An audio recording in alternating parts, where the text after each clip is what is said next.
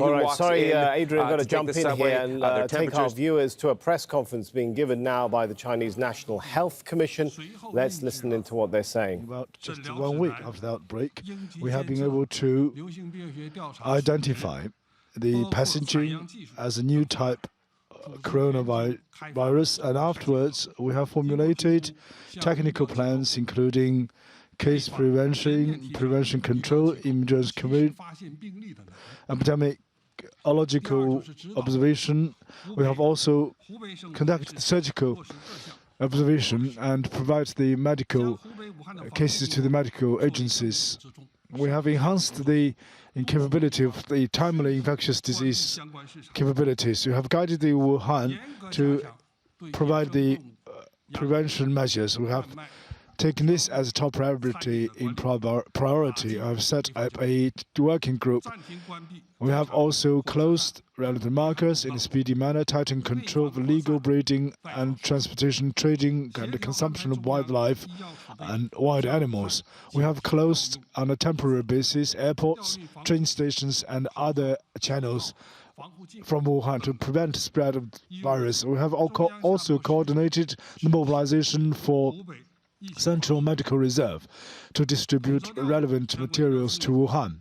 And we have transported protective suit, masks, gloves, and goggles to Wuhan.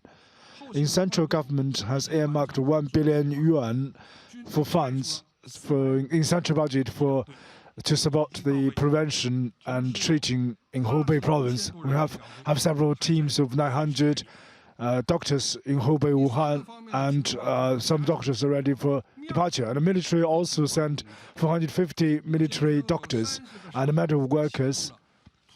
We have also 8 reserve teams of over 1,000 people ready for departure. And thirdly, we have strengthened the nationwide disease prevention control. A total of 30 provinces have initiated level 1 response to public emergencies and formulated community-based plans for prevention control. We have introduced grade-based copy-style management, tracked the health conditions of people living in Wuhan and also people that have traveled to Wuhan. We have promoted good practices of Beijing and Hebei in the prevention control of the disease. We have provided free ticket return services for air flights, trains, and also on expressways and waterways, suspended tour groups, and imposed control on large-scale activities to reduce the concentration of personnel.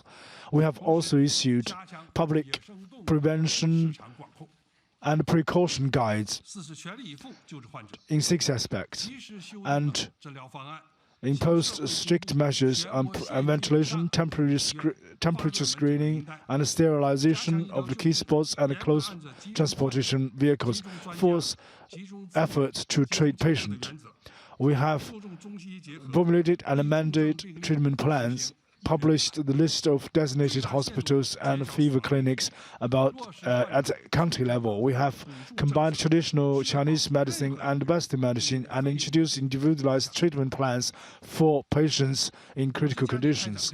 We have also implemented measures to ensure that the treatment fees will be subsidized for the patients, to make sure that no patients will need to worry about medical expenses. 5th, intensify scientific research. We have set up a nationwide group to seek breakthrough in pathogen tracing, critical infection treatment, virus research, and traditional Chinese medicine prevention. 6, public education. Every day at 8 o'clock, National Health Commission will publish national data of infection cases and midnight of previous day, and provide interpretations of the relevant policy measures and spread knowledge of disease prevention to the public. 7th, to deepen cooperation. We have many information about disease prevention to the WHO. We have shared 4 genomic sequence of the virus strains, and the Director General of the World Health Organization have showed the appreciation to the Chinese government, demonstrated the Chinese leadership in global health. We have gathered experts in Wuhan, Hong Kong, and Macau to work together.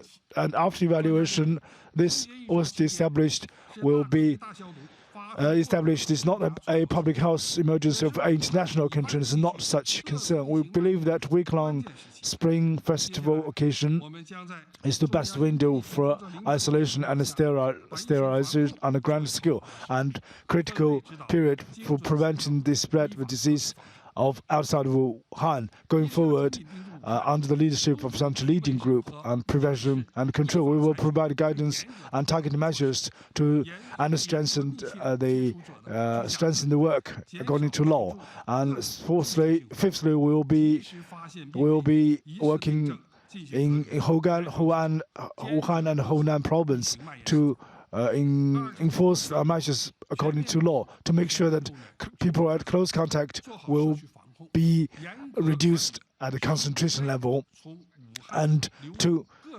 working together to timely fashion to make the disease, control the disease into regions. And next will be strengthening our planning and strengthening prevention control, and all personnel travel to other part of Wuhan in the last 15 days will make good for the communities and to track the personnel. No patients will be left to worry about medical expenses. Some of the comments being made there by Ma Xiaowei, the director of the Chinese National Health Commission, outlining several points and several steps which the government is taking to try and get a handle on the coronavirus, which has emerged from Wuhan region. Let's go over now to Scott Heidler. He's in Beijing. Scott, listening into this, very clear message to underline, I guess, all of this is that the government is aware and is in control of what's happening. Absolutely. It's kind of a list, going down a list of what they have done and what they need to do. And as you highlighted there, Sammy, one of the things is that people are concerned about what kind of care they're going to be getting. And they're saying that the government is saying that no expenses will be paid by any of the civilians, the citizens who are impacted by this virus. One thing that's interesting, as they click down, something that was emphasized, and that is the resources that have gone down to Wuhan and to the affected areas. That they are doing as much as they possibly can, because there has been a lot of criticism on social media, particularly in Wuhan, because of lack of medical staff, lack of supplies that are needed in those areas.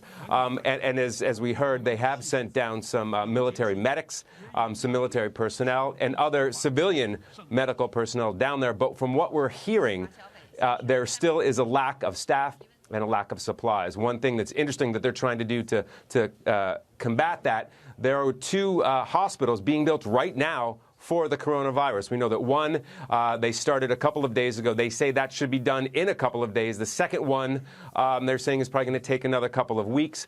They're looking at possibly 2,000 plus beds. Again, this is specifically to deal with this coronavirus situation. Now, this is something we saw 17 years ago during the SARS outbreak. There was a hospital built very hastily just outside here in Beijing. But again, it's just, this was kind of a list, a laundry list, if you will, kind of a reassurance of what the government is doing for this coronavirus.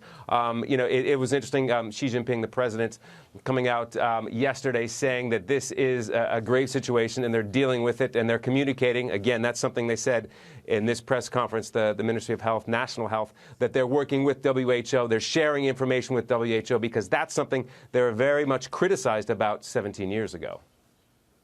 All right. Thanks, Scott Heidler there. And now we're going to speak to Adrian Brown. He's in Hong Kong outside a theme park that's been shot down. Clearly, despite or perhaps because of all the containment measures, it's really sucking the life out of what would usually be some lively New Year celebration days.